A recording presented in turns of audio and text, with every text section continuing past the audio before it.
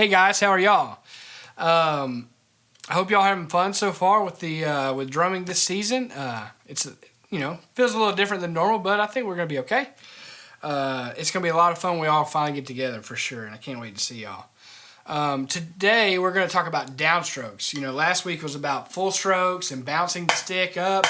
This week is about learning how to stop the stick down so that you can play two-height drumming stuff, which is going to be really crucial. Mainly because dynamics are important. Without dynamics, you just have a machine-sounding thing. But you add some dynamics to that,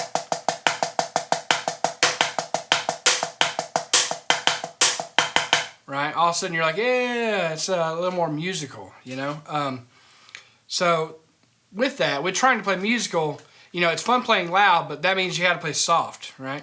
It's kind of like playing loud is the highlights of a page, and if you highlight a whole page, you haven't really highlighted anything. You got to play low notes so that the loud notes pop out, okay? So here's how we do that. You take the stick, and you hit the drum, and you leave the stick down. All right, try it again. Look, pick your stick up, throw it, and leave it down, okay? Most people, when they first start out, you'll notice that the stick wants to bounce up like that, right? The reason the stick wants to bounce up is right here in the hand. When you pick the stick up, what you're doing is you're actually opening up the hand, okay? Maybe see it this way. When you pick up the stick, you're actually opening up the hand, and this wiggle room is the wiggle room that bounces up like that, okay? So if you want to play a good downstroke, the secret is put your fingers around the stick and leave them around the stick. Even when you pick the drumstick up, leave your fingers closed, okay? And in doing that, the stick will stop. That's it. It's super easy, okay? So, nice relaxed grip with every finger wrapped around the stick. Traditional grip people would leave every finger on the stick. You just take this drumstick, you point it down. It's that easy, okay? With that in mind, let's go to page 16. There we go. Page 16 in our drum packet, the accent tap variations. Remember, you can always pause the video until you get the exercise pulled up. And let's drum through this thing, okay? Let's try to take the first two bars with the repeat.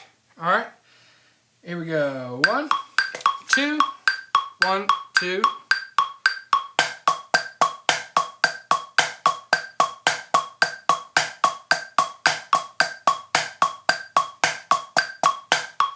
Cool. There's two things to think about, all right? Well, I guess there's three, okay? Number one, stop the stick down, okay? Two, once you stop the stick down, on the taps, play a full sound, okay? So you got the downstroke, and then nice full low end, okay? The third thing to think about is the rhythm, okay? You can't let the height distort the rhythm. If the rhythm is 1 and 2 and, then you've got to go 1 and 2 and. You can't go 1 and 2 and or anything weird like that, okay? Or, yeah, most of the time we rush the first tap or we rush the taps after it, kind of like we drop things in. You don't want to do any of that. You want to have a nice solid eighth note and keep a nice solid pulse and play some good low end taps, okay? Okay, so with that in mind, let's play this whole exercise. We'll play the 4s, and then the 3s, and then the 2s, and then the doubles, okay? Let's check it out and see what we get. 1, 2, 1, 2.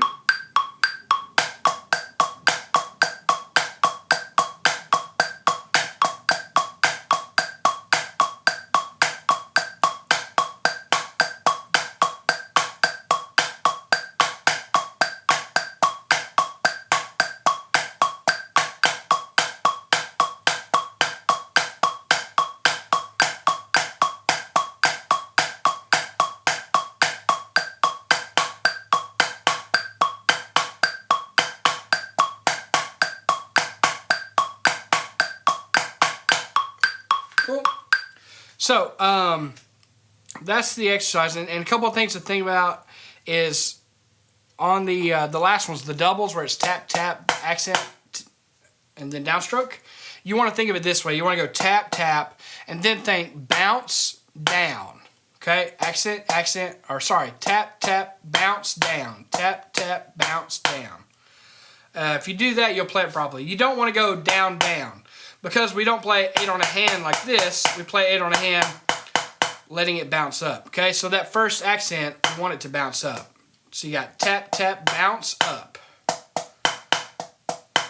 Okay, so keep that in mind as you're doing this exercise and starting to speed things up. I'm not going to require certain tempos right now. It's really about starting where you're comfortable and then pushing yourself into faster tempos, okay? Cool. With that said, now let's go to page 17. Page 17, the 16th note grid 421. This is where we start adding accent taps with both hands together simultaneously. And it has a little bit of a trick because in the gridding process, you're actually working on timing issues. Remember all the check patterns that we did last week? This is starting to have some of that idea of moving and moving the accent to a different partial every time, and that's kind of it's a really timing kind of based thing. So we're including timing and 2-height drumming together into this exercise, and it's really good. Okay, it's called 4-2-1 because you do 4 of each note, and then you do 2 of each note, and then you do 1 of each note. You'll see what I'm talking about. All right, let's try it. Here we go. This is at 110. If I didn't say that earlier, this one and the previous exercise, we're at 110 right now starting out, but you start wherever you're comfortable. Okay, here we go. 16 note grid. 2, 1, 2.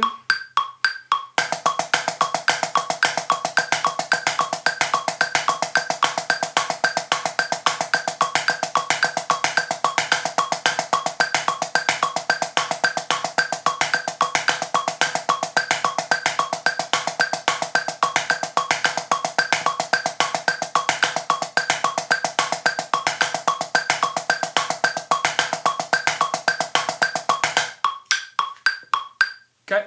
Hey, let me say something really important, okay? This is a big deal. On these exercises, don't just show up and play the whole thing down, okay? If you're messing up on the second bar, on the E's, 1 E and a 2 E and a 3 E and a 4 E and a, if you're messing up on those, then stop what you're doing and take just that one section, okay? Yeah, even if it's one beat. That's the way I had to start out. 1 E and a 2. 1 E and a 2. 1 E and a 2 E and a 3.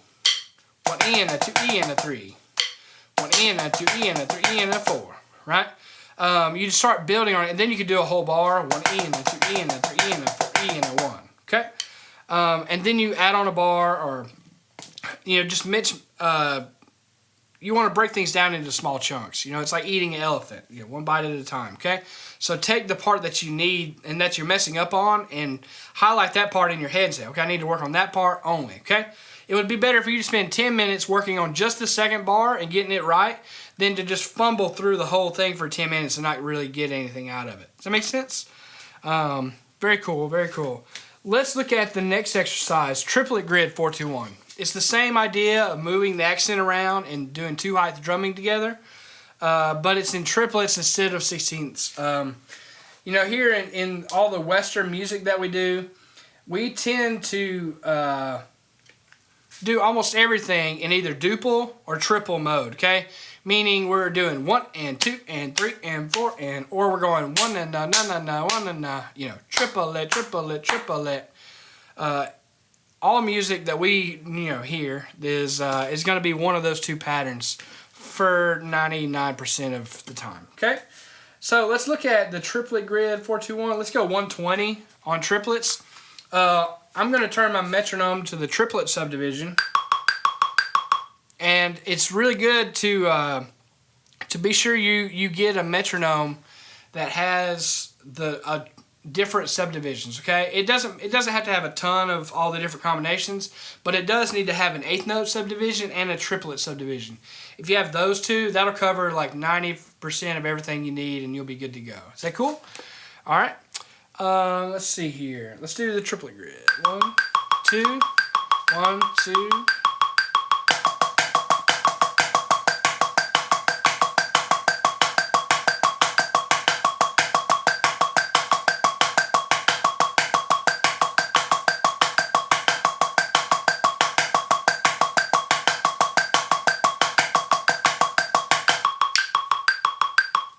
I know I'm kind of flying through this. That's because I don't want these videos to get too long. Really, I just need you to, if you need to, just rewind it and play it through with me, or get your own metronome out and drum and just, get reps on these things, okay? The more reps they get, you better you are, for sure. All right, let's see here. Let's look at one more exercise. It's going to be page 27, Accent Tap Builder, okay? Accent Tap Builder. I'll tell you what, let's leave it at 120. We're moving along here. We're going to set the 8th note subdivision at 120, so it sounds like this. We're back in duple. 1 and 2 and 3 and, okay? Here we go, page 27, Accent Tap Builder. This one's great because it's just really long, and it's really good for establishing a certain sound in your hands, okay? So you have plenty of time to have good sounding taps. You have plenty of time to have good sounding accents, okay? Here we go. 1, 2.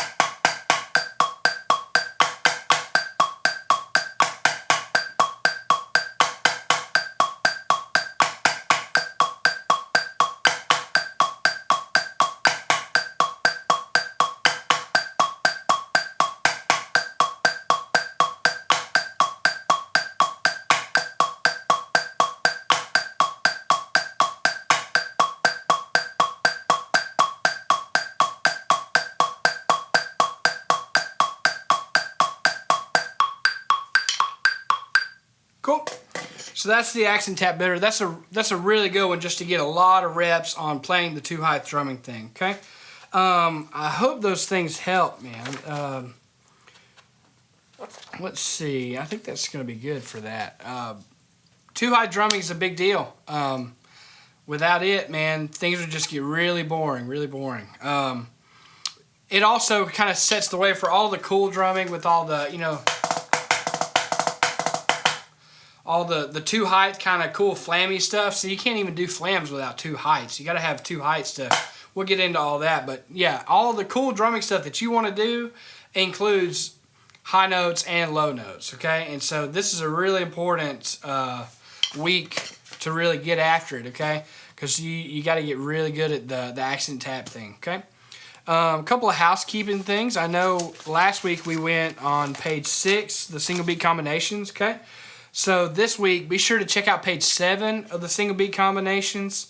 And just remember, spend like 2 or 3 minutes on each one of those just to develop yourself and get comfortable with the different stickings, because the more stickings you are comfortable with, the faster you can sight read music, because you start looking at music as just different little sections. Like this one measure might look tricky, but if you think, okay, that's check pattern 5, and that's a check pattern 7, and that's a check pattern 11, and a check pattern 2.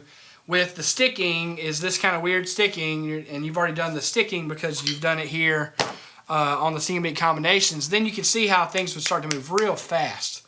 The more you kind of go over these basics, the faster everything you'll pick up for sure, even on the harder material. Because remember, all the cool hard music is just easy, simple music played really fast. So you got to get reps on this stuff slowly so that you can get fast with it. And once you can get fast with it, then you can be really impressive for sure.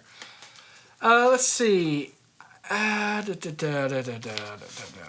You know what? I think that's it, guys. That'll be good for this week, okay? I can't wait to see y'all, and be sure to keep sending in your videos.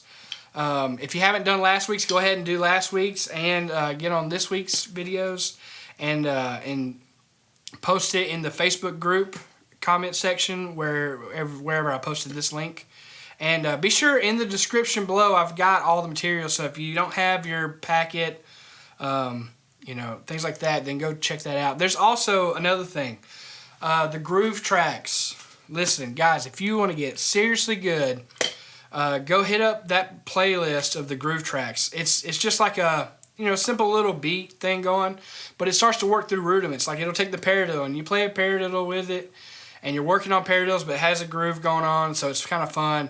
And then every like 16 times through, it starts to speed up, and so now you're feeling challenged, and it just pushes you up probably until your limit. Okay, be sure to check the description below because I definitely will have a link to the groove tracks in there, because those are so good for getting chops, getting speed, getting accuracy, all those things. Okay, thanks, guys. I'll see you later.